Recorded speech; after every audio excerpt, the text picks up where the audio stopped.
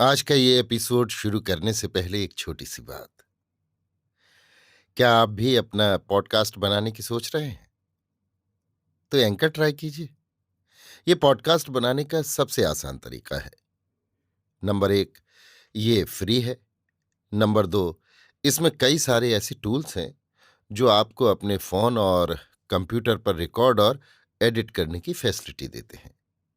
Number 3, आप अपने podcast को डिस्ट्रीब्यूट भी कर सकते हैं, जिससे इसे स्पॉटिफाई और दूसरे प्लेटफॉर्म पर सुना जा सके। तो डाउनलोड कीजिए फ्री एंकर ऐप या विजिट कीजिए anchor.fm पर अपना पॉडकास्ट स्टार्ट करने के लिए। ये तो थी एक छोटी सी जानकारी, और अब शुरू करते हैं एपिसोड का सिलसिला। तो आज के एपिसोड में लीजिए सुनिए अयोध्या सिंह उपाध्याय हरिऔध के लिखे उपन्यास अधखिला फूल की 11वीं पंखुड़ी, मेरी यानी समीर गोस्वामी की आवाज में। देवहूति और उसकी मौसी के घर के ठीक पीछे भीतों से घिरी हुई एक छोटी सी फुलवारी है। भांत भांत के फूल के पौधे इसमें लगे हुए हैं। चारों ओर बड़ी बड़ी क्यारियां हैं। एक एक क्यारी में एक एक फूल है। फुलवारी का समा बहुत ही निराला है। जो बेले पर अलबेलापन फिसला जाता है तो चमेली की निराली छवि कलेजे में ठंडक लाती है। नेवारी ने ही आंखों की काई नहीं नेवारी है। जूही के लिए भी फुलवारी में तू ही तू की धूम है। कुंद मुंह खोले हंस रहा है। सेवती फूली नहीं समाती। हर सिंगार की आन बान, केवड़े की ऐंठ, सूरजमुखी की टेक, केतकी का निराला जोबन, मोगरे की फबन, चंपे की चटक, मोतिये की अनूठी महक, सब एक से एक बढ़कर हैं। इन फूल के पेड़ों से दूर जहां क्यारियां निबटती हैं, फूलों के छोटे छोटे पौधे थे। इनके पीछे हरे भरे केले के पेड़ अकड़े खड़े थे, जिनके लंबे लंबे पत्ते बयार लगने से धीरे धीरे हिल रहे थे। इन सबके पीछे फुलवारी की भीत थी, और उसके नीचे एक बहुत ही लंबी चौड़ी खाई थी। खाई में जल भरा हुआ था। कई ओर कमल खिले हुए थे। इस फुलवारी के बीच में एक पक्का चौतरा है। इस पर पार्वती और देवहूति बैठी हुई हैं। भोर हो गया है। सूरज की सुनहली किरणें चारों ओर छिटक रही हैं। एक भौंरा एक फूल पर गूंज रहा है। गूंजता गूंजता ठीक फूल की सीध में आता है, ठिठकता है, सिकड़े हुए पांवों को फैलाकर फूल की ओर झुकता है, फिर ठिठकता है और पहले की भांत चक्कर लगाकर झूमने लगता है। कितने क्षण यों ही गूंजता रहा, फिर पंख समेटकर उस पर बैठ गया। कुछ बेर चुपचाप उसका रस पीता रहा, फिर अधरुंधे गले से भन्न भन्न करने लगा। इसके पीछे गूंजता हुआ उस पर से उड़ गया। अब दूसरे फूल के पास गया। पहले इसके भी चारों ओर गूंजता रहा, फिर उसी भांत इस पर बैठा, रस लिया, भन्न भन्न बोला, फिर गूंजता हुआ इस पर से भी उड़ गया। पार्वती और देवहूति के देखते देखते ये 20 फूल पर गया, पर इसका मन न भरा।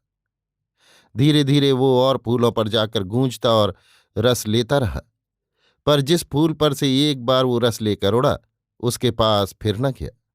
पार्वती ने कहा, देवहूति, इस भौरे को देखती हो? जो गत इसकी है ठीक वही कुचाली पुरुषों की है। वो अपने रस के लिए इधर उधर चक्कर लगाते फिरते हैं। भोली भाली स्त्रियों को झूठी मूठी बातें बनाकर ठगते हैं। जब काम निकल जाता है फिर उनकी ओर आंख उठाकर नहीं देखते। मीठे सुर से हम ही लोग नहीं रीझते। चिड़िया ही इसको सुनकर नहीं मतवाली बनती। कीड़े मकोड़े पर ही इसका रंग नहीं जमता। ये पेड़ों तक को मोह लेता है। जो अच्छा बाजा मीठे सुर से बजता हो और पास ही कोई फूल का पौधा रखा हो तो देखोगी उसकी पत्तियां सगबगा उठी, उसका हरा रंग और गहरा हो गया, फूल खिल गए और उस पर जोबन छा गया। इसीलिए भौंरा आते ही फूल पर नहीं बैठ जाता।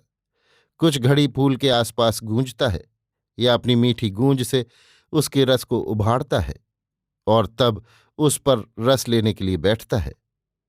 एक छोटा सा कीड़ा जो अपना काम निकालने के लिए इतना कुछ कर सकता है, रस पाने के लिए जो वो ऐसी दूर की चाल चल सकता है, तो अपना काम निकालने के लिए मनुष्य क्या नहीं कर सकता। जिस स्त्री को वो फंसाना चाहता है, उसका सामना होने पर वो कहता है, तुम मेरी आंखों की पुतली हो, मेरे प्राण की प्यारी हो, तुमको देखकर मेरे कलेजे में ठंडक होती है, जी में आनंद की धारा बहती है। तुम्ही से मेरा जीना है, तुम्ही से मेरे अंधेरे जी में उजाला है। जब तक आंखों के सामने रहती हो समझता हूं स्वर्ग में बैठा हूं। आंखों से ओझल होते ही मुझ पर बिजली सी टूट पड़ती है। जब उसके पास चिट्ठी भेजता है, लिखता है, तुम्हारे बिना मेरा कलेजा जल रहा है। अनजान में ही न जाने कैसी एक पीर सी हो रही है। खाना पीना कुछ नहीं अच्छा लगता। दिन रात का कटना पहाड़ हो गया है। चारों ओर सूना लगता है। जी को न जाने कैसी एक चोट सी लग गई है। हम सच कहते हैं, जो तुम न मिलोगी हम कभी न जिएंगे। तुम्हारे बिना हमारा है कौन। हम जानते हैं तुम्ही को, नाम जपते हैं तुम्हारा ही। जग में जहां देखते हैं तुम्ही को देखते हैं। खाते पीते उठते बैठते सूरत तुम्हारी ही रहती है। हम रहते हैं कहीं, पर मन हमारा तुम्हारे ही पास रहता है। उसकी सिखाई पढ़ाई कुटनियां आती हैं तो कहती हैं, बहू तुम्हारा कलेजा न जाने कैसा है, पत्थर भी पसीजता है। पर कितना ही कहो तुम नहीं मानती हो। वो तुम्हारे लिए मर रहे हैं, पड़े तड़पते हैं, आठ आठ आंसू रोते हैं। खाना पीना तक छूट गया है, पर तुम्हारे कान पर जूं तक नहीं रेंगती। भला इतना भी किसी को सताते हैं। जी की लगावट अपने हाथ नहीं। जो किसी भांत तुम पर उनका जी आ गया तो तुमको इतना कठोर न होना चाहिए। सबका सब दिन एक ही सा नहीं बीतता। क्या ये जौबन सदा ऐसा ही रहेगा? फिर थोड़े दिनों के लिए इतना क्यों इतराती हो? प्यासी ही को पानी पिलाया जाता है, भूखे ही को दो मुट्ठी अन्न दिया जाता है। फिर न जाने क्यों तुम इन बातों को नहीं समझती हो। इतना ही नहीं, गहने कपड़े रुपए पैसे की अलग लालच दी जाती है। कभी कभी हाथ जोड़ने और नाक रगड़ने से भी काम लिया जाता है। तलवे की धूल तक सर पर रख ली जाती है। पर ये सब धोखेधड़ी की बातें हैं। छल और कपट इन बातों में कूट कूट कर भरा रहता है। सच्चाई और भलमनसाहत की इनमें गंध तक नहीं होती। जिसकी हम भगवान के घर से हैं, जिसके लिए हम बनी हैं, जो हमारा जन्म संघाती है, आंखों की पुतली हम हैं तो उसकी, प्राणों की प्यारी हैं तो उसी की। हमारे लिए तड़प सकता है, आंसू बहा सकता है, खाना पीना छोड़ सकता है, जी सकता है, मर सकता है, तो वही। जो ये सब गुण उसमें ना हो तो भी जो कुछ है हमारा वही है। कहाँ तक वो हमारे काम ना आवेगा। जो वो हमको छोड़ दे, जो ऐसा संयोग आन पड़े जिससे जन्म भर फिर उसके मिलने की आस न हो, तो भी उसी के नाम के सहारे हमको अपना दिन काट देना चाहिए। ऐसा होने पर यहां वहां हमारी और जय जयकार होगी। दूसरा हमारा कौन है, जिसकी परछाई पड़ते ही हमारा जन्म बिगड़ता है, लोगों को मुंह दिखाना कठिन होता है। उससे हमको किस भलाई की आस हो सकती है? गहने कपड़े रुपए पैसे देह और हाथ के मैल हैं। इनके पलटे क्या सतीपन ऐसा रतन मिट्टी में मिलाया जा सकता है?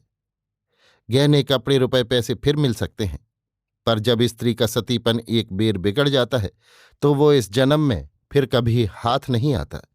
ऐसी दशा में क्या कोई भले मानस स्त्री, क्या कोई अच्छे घर की बहू बेटी गहने कपड़े रुपए पैसे के लालच से अपना सतीपन गंवा सकती है? हमने देखा है बहुत सी भोली भाली स्त्रियां कुचाली पुरुषों के फंदे में फंस गई हैं और उनका जन्म बिगड़ गया है। ऐसे पुरुषों के हाथ जो स्त्रियां पड़ीं, अपने पति के साथ फिर उनका अच्छा बर्ताव नहीं होता। ये एक मोटी बात है। जब अच्छा बर्ताव न होगा, पति का भी वो नेह उस स्त्री में न रह जावेगा। जब ये बातें हुई, फूट की नींव पड़ी। जब फूट की नींव पड़ी, घर नरक हुआ। फिर सुख से दिन नहीं कट सकता। जिससे बढ़कर दुख की बात कोई हो नहीं सकती। तो क्या थोड़े सुख के लिए एक अनजान नीच खोटे और कुचाली पुरुष के लिए अपना घर यों बिगाड़ देना चाहिए?